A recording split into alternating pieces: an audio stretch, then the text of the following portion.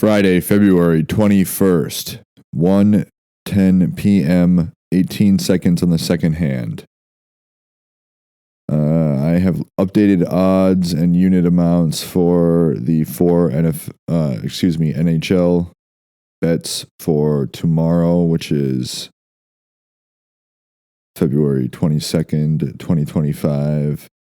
And I mentioned this in episode 95 about the proper way to hedge your bets in the NBA, which I know, stay in your lane or whatever, but if you go listen back and you listen to, I think it was the previous, there's a bald eagle. That's dope. That's funny.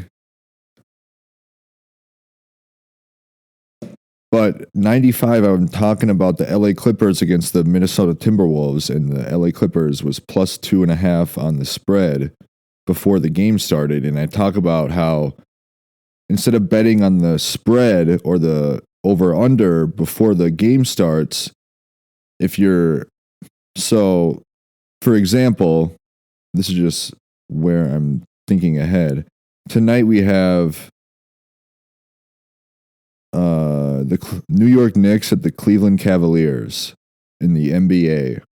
And New York Knicks are 32-22-1 on the over, which is hitting at 59.3% of the time, the over for the New York Knicks games this year, which doesn't hit the 60% threshold.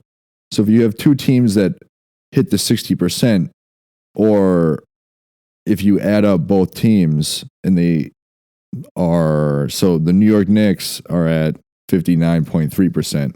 The Cleveland Cavaliers are 36-19-0 on the over, and they're hitting at 65.5% on the over.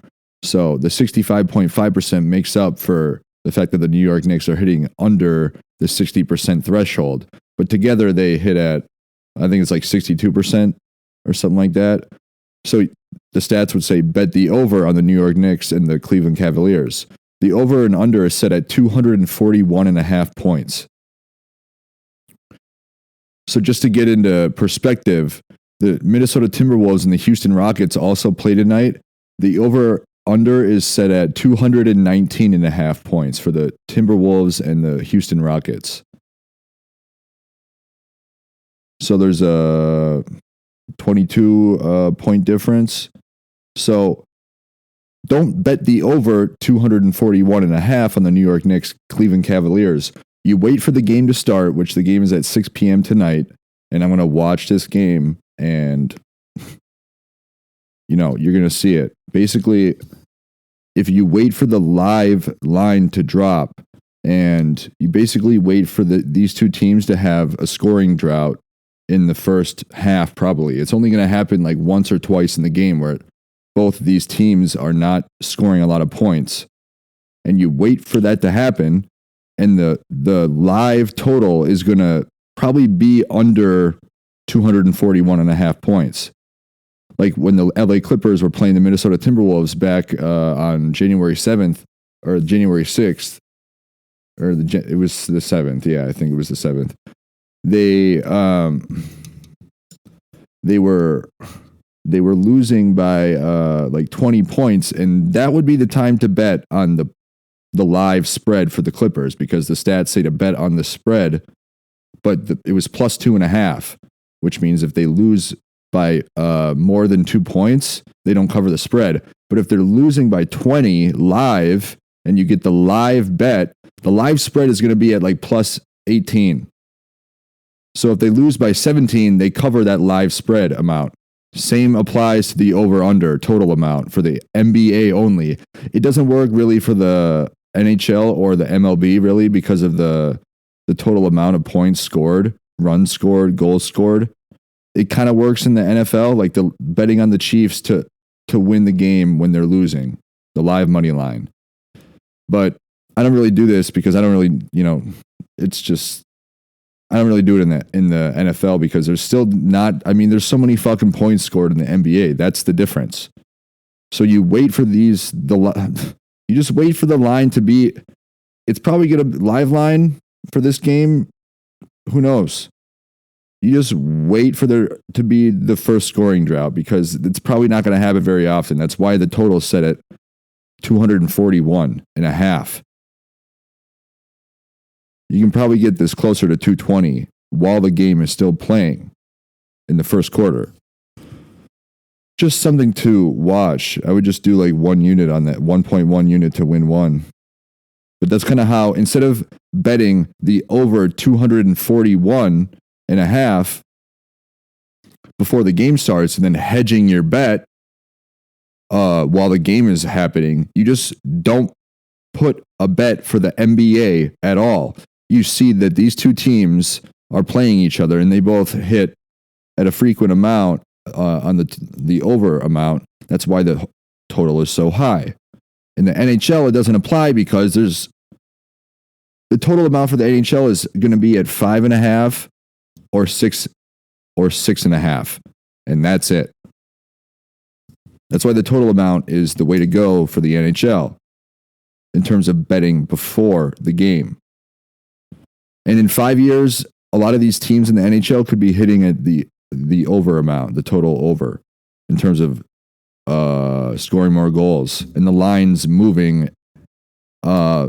In the future, they could be setting these lines at a lower amount in the total for the NHL games beforehand, all season long. So the over is going to be hitting at a more frequent amount, but that's not happening this year.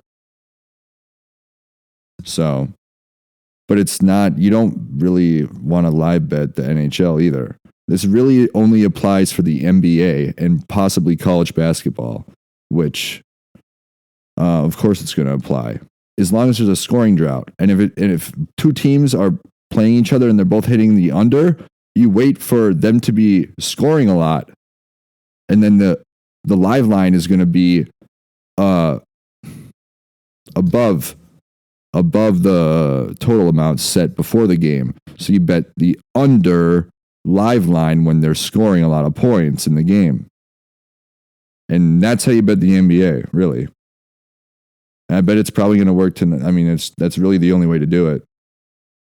So that's the one bet for tonight. But that's the thing. When I'm betting these NBA, like when you're in the future, when I'm putting out these NBA episodes, I'm not putting any money, or I wouldn't recommend betting on the game at all beforehand.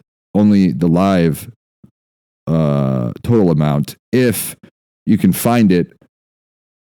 If you can find the total amount when the game is happening live below 241.5 points, you bet the over.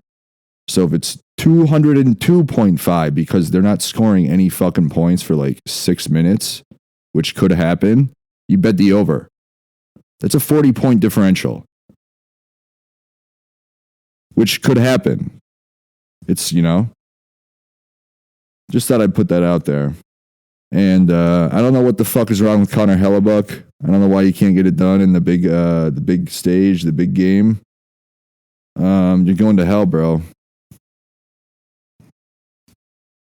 I was going to say the USA money line last night for the Four Nations face-off against Canada, but someone told me not to, just to watch it because it's the first time they've ever done it in the middle of the season versus the All-Star game. They're not going to do the All-Star game anymore. And Canada won in overtime, and Connor Hellebuck, USA just couldn't score.